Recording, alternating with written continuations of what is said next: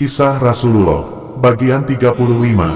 Darul Arkam. Waktu terus berjalan, kegigihan dakwah Rasulullah mulai berbuah. Sedikit demi sedikit, para pemeluk Islam mulai bertambah. Rumah Rasulullah yang kecil itu mulai terasa sempit. Ya Rasulullah, alangkah baiknya jika kita memindahkan tempat pertemuan ke rumahku, usul Arkom. Rumahku cukup luas untuk menampung jumlah kita yang sudah puluhan orang. Lagi pula, letaknya ada di puncak bukit. Orang-orang jahat tidak mudah mencapai tempat itu untuk mengganggu kita. Rasulullah pun setuju. Oleh karena itu, pertemuan setiap malam pun pindah ke rumah Arkom. Sebagian pemeluk Islam waktu itu adalah orang-orang lemah, para budak, buruh, orang miskin, perempuan-perempuan fakir, serta orang tertindas lain. Sisanya adalah golongan orang terpelajar dan pedagang kaya. Sebenarnya, kebanyakan pedagang mulanya agak ragu. Bagaimana jika nanti ajaran baru ini menutup Mekah dari rombongan saudagar dari tempat-tempat lain? Kalau demikian yang terjadi, kita akan bangkrut, ujar seorang pedagang. Namun, keraguan itu ditepis Rasulullah. Islam tidak akan menutup Mekah. Islam juga tidak akan mengubah musim ziarah ketika justru banyak pedagang mancanegara berdatangan ke Mekah. Islam tidak melarang semua itu. Hal yang dilarang adalah 1. Menyembah berhala. 2. Menyerahkan persembahan dan korban kepada bangsawan Quraisy. 3. Bertelanjang ketika tawaf di Ka'bah. 4. Menyelenggarakan pelacuran. 5. Mengeluarkan kata-kata kotor dan tindakan buruk lain saat melaksanakan ziarah. Rencana para pemuka Quraisy. Setelah mendengar penjelasan Rasulullah, para pedagang pun merasa lega.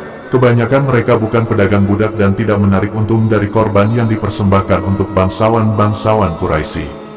Iman mereka pun semakin kuat. Melihat Islam semakin dicintai para pengikutnya, para pembesar Quraisy pun menyusun rencana lain. Apa yang harus kita lakukan? Teriak seorang pemuka Quraisy. Abu Bakar dan teman-temannya terus membebaskan budak-budak kita. Tidak ada jalan lain, bunuh budak-budak itu agar yang lain ketakutan. Tidak, geleng Abu Jahal lemah. Sumayyah telah kubunuh, tapi itu tidak membuat yang lain takut. Cari saja cara yang lain. Seorang pemuka Quraisy berdiri cepat. Pukuli Muhammad sampai remuk. Dengan demikian, wibawanya akan hancur dan pengikutnya pun bubar ketakutan. Namun, keluarga Muhammad dari Bani Hashim akan membelanya. Lengking yang lain. Siapa? Abu Talib sudah terlalu tua. Yang harus kita takuti dari Bani Hashim adalah Hamzah. Namun, engkau lihat sendiri, Hamzah sibuk berfoya-foya sendiri. Ia tidak peduli pada nasib keponakannya itu. Pilihlah 2 orang yang paling ditakuti di Mekah untuk melaksanakan tugas ini. Sejenak, orang-orang terdiam sambil memandang berkeliling. Kemudian, seorang dari mereka menunjukkan jarinya kepada pemuda bertubuh tinggi besar. Engkau, Umar bin Khattab, engkau dan Abu Jahal, tidak ada orang lain yang berani melawan kalau kalian memukuli Muhammad. Orang-orang berseru, setuju. Sabar. Tiba-tiba seseorang berseru, langkah awal bukanlah serangan fisik. Hancurkan dulu wibawanya. Kuusulkan agar kita suruh para budak melempari Muhammad dan meneriakinya sebagai pembohong, orang gila, dan tukang sihir. Usul itu disetujui. Mulai hari itu, setiap Rasulullah melewati jalan-jalan di Mekah, para budak, para wanita yang nasibnya justru sedang diperjuangkan Rasulullah, meneriaki beliau. Pembohong besar, orang gila, tukang sihir. Suara mereka keras dan tajam layaknya orang sedang mengusir kucing yang masuk dapur. Kemudian, apa yang terjadi jika Abu Jahal atau Umar mulai memukuli Rasulullah? Kuda jantan, saat itu merupakan masa yang berat bagi Rasulullah. Beliau pergi ke sebuah tempat yang teduh, berbaring di atas batu, dan berusaha menahan air matanya agar tidak jatuh. Tidak ada yang lebih menyakitkan dibanding cacian dan celaan dari orang-orang yang justru sedang diperjuangkan Rasulullah mati-matian.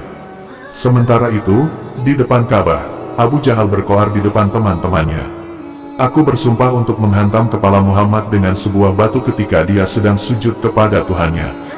Beberapa orang bersorak memberi semangat, sedangkan yang lain saling pandang dengan terkejut. Itu adalah sebuah tindakan kejam yang dapat menimbulkan kematian. Jika Nabi Muhammad meninggal, Bani Hashim pasti akan menuntut balas dan Mekah akan terpecah oleh perang saudara. Namun, Abu Jahal telah mengucapkan sumpah yang tidak dapat ditarik lagi tanpa mencoreng mukanya sendiri. Oleh karena itu, mereka memilih untuk mengamati apa yang terjadi dengan dada berdebar-debar. Kesempatan yang ditunggu Abu Jahal pun tiba. Saat itu, Rasulullah sedang salat di depan Ka'bah. Ketika beliau sujud, Abu Jahal dengan cepat melangkah mendekat. Kedua tangannya yang menggenggam batu terangkat tinggi-tinggi, matanya menyala buas. Namun, ketika batu akan dihujamkan sekuat tenaga, mendadak Abu Jahal berbalik pergi.